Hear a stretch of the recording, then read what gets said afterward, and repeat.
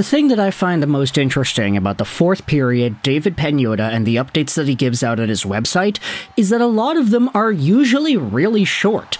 There isn't a lot of analysis done, there isn't really a big deep dive into hypotheticals, it's just usually, hey, this is what we're hearing. And to some extent, I appreciate that. It makes it a lot easier for us to digest the news right away. But at the same time, it's like, okay, well, what else is there to talk about? So today, what we're doing is we're going over to an update made by David Pagnotta on his website, thefourthperiod.com. He posted this, a link to the article on Twitter earlier this morning, saying that contract negotiations between Detroit and RFA Lucas Raymond have picked up. And I'm told the two sides are focusing on a long-term deal. There's still work to be done. They're not there yet, but talks are ongoing. And my immediate instinctual reaction to reading that headline was, hey, wait a minute. Long-term? Okay, I like the sound of that. Long-term extension with Lucas Raymond, completely diverting from what we had seen out of Steve Yzerman and his patterns in the past. When it was reported that Raymond and Seider and the Red Wings might be leaning towards some sort of a bridge deal, that checked out. Because as we had spoken about in prior videos, Steve Yzerman, when he was a Tampa Bay Lightning GM, signed pretty much all of his good players to bridge deals after their entry-level contracts expired as RFAs. Stamkos, Kucherov, Hedman, Palat, JT Miller, these guys all got bridge deals instead of long-term contracts. So for Yzerman to bring that style over to Detroit, it didn't really raise any red flags. Hey, this is just how he does his business. Raymond and Seider will get done to bridge deals. But now it's September the 5th. It's been a few months. We kind of expected the Red Wings to get the contracts done by now, but they haven't. So hearing this update that the Wings and Raymond are leaning towards a long-term deal instead, it changes things up, but I think in a very welcomed way. Let's go out there and read the article that David Pagnotta put out here in the same tweet. The Red Wings continue to be engaged in ongoing contract discussions with Raymond, but there's still work to be done. The fourth period's David Pagnotta reported on Thursday that Detroit and Raymond's camp at CAA are concentrating on a long-term contract as opposed to a shorter bridge deal, but the two sides remained in discussions as of Thursday morning. They aren't there yet, but they are talking a lot and trying to hammer away and get this done, Pagnotta said. The focus is still on long-term, and talks have gained traction, but they're still grinding away at it. The article says here that contract talks have picked up over the last 10 days or so, and with 13 days until training camps open across the NHL, there is still time to get a new contract ironed out before players report to their clubs. Now, I get what you're thinking. You're saying, hey, okay, it's great that Raymond could be on his way to signing soon, but what about the other guys? There are still two other RFAs that the Wings have not signed yet, and that is exactly what is written about over here. Negotiations are also ongoing between the Wings and their two other RFAs, Seider and Berggren. Red Wings GM Steve Yzerman currently has $17.648 million in salary cap space to play with this season as per Puckpedia. The article then dives into just some of the numbers and that Jonathan Berggren is in Detroit now. He is expected to have his contract worked out by the start of camp, though both deals for Raymond and Seider and their salary cap implications will factor in to Berggren's next contract too.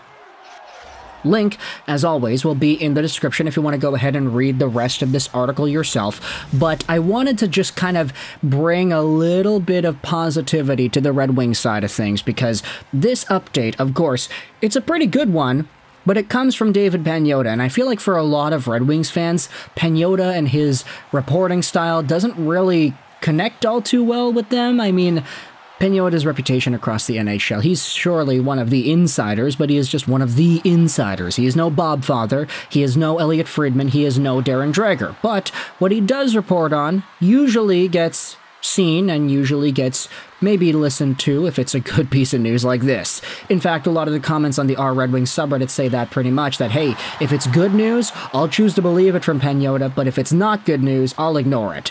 And you know, I saw another few comments that I wanted to bring up, or the ideas behind them I wanted to bring up here in this video. One of the comments from Best Procrastinator says, but I wanted to panic about Raymond and Seider. And then the very next one from Midnight Number 1766 says, am I the only one who's not even a little bit worried? Whether they're far apart or close, I'm not worried. They will get there. And I feel like these two sentiments, were pretty prevalent, although the latter was a lot more so in Detroit Red Wings Nation, that, hey, these are going to get done, right? Raymond and Seider, they're going to get done. It's just a matter of when, not if. It's going to happen. We trust Yzerman, we trust Raymond, we trust Seider, we trust their commitment to the plan and to the team. They're not just going to up and away leave. And if they did do that, then that'd be like a really irrational thing to do, so let's just focus our mental energy into fully getting on board with the idea of them coming back, right? No need to panic. That doesn't really accomplish anything. In fact, it kind of makes things worse. It might make you overreact, and it might make you just a little bit more vulnerable in a bad way. So maybe it's not all too productive to go out there and start panicking about whether or not these two are going to commit, but at the end of the day, circumstances all point to it's going to happen, right? These guys had great seasons. These guys have had great careers. These guys are now, according to David Pagnotta, in some ongoing talks with Lucas Raymond potentially signing a long-term deal. There's no reason to go out there and feel like the sky is falling because they haven't been signed yet. Maybe, you could say, the Red Wings not signing Raymond and Seider up to this point kind of hurt them because it put them in a tough spot salary cap wise, like they couldn't commit extra money to a free agent, or they couldn't make a trade that they might have been interested in because they needed to have some money freed up. But that's just going to happen when you have guys that are this important to your team, that are going to have this much of an impact on your salary cap, and when they're not signed yet. So this just seems like a run-of-the-mill, regular old way for the Red Wings to get back to form. They have their guys, and they're going to commit to them. So whether it's short-term, long-term, bridge deal, or 8-year deal, let me know your thoughts in the comment section below. How do you feel about Raymond and this contract update, that he and the Red Wings have gotten into long-term contract territory? It seems like we're going to get things done, or not we, but the Red Wings. It seems like they're going to get things done with these guys sometime within the next 2 weeks or so I guess we just got to keep our heads out for that. It's good to see a positive update for once from David Pagnotta nonetheless, so article will be linked in the description. Let me know your thoughts in the comment section below about a few things. Firstly, how much do you think Lucas Raymond signs for, and how long?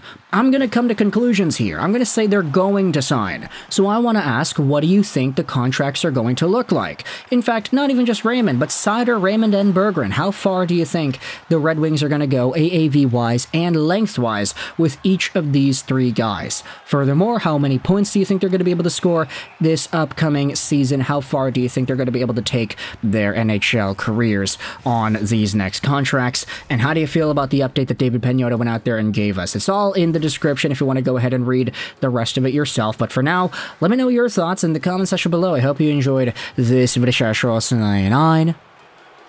And bye.